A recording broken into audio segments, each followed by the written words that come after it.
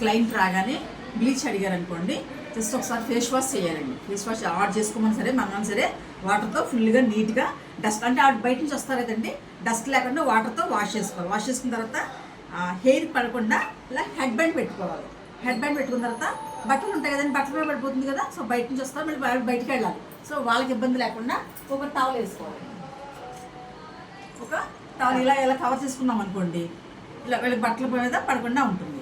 ఇది first process. ఏదైనా సరే దేనికైనా సరే హెడ్ బ్యాండ్ పెట్టుకోవాలి, వీళ్ళకి ఇబ్బంది లేకుండా డ్రెస్ పాడకుండా ఇలాగా కవర్ చేసుకోవాలి. ఇది ఫస్ట్ మెథడ్. చూడండి ఫేస్ అంతా నీట్గా ఉంది.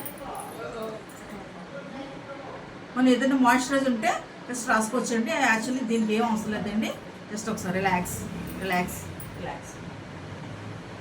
మనం క్లాస్ అండి ఇవాళ బ్లీచ్ క్లాస్ తీసుకుంటున్నాం కదా, చూడండి ఇది బ్లీచ్, ఇది క్రీమ్ బ్లీచ్ వాడుతున్నాం. మనం ఫేస్ చేస్తున్నాం క్రీమ్ బ్లీచ్ వాడుతున్నాం.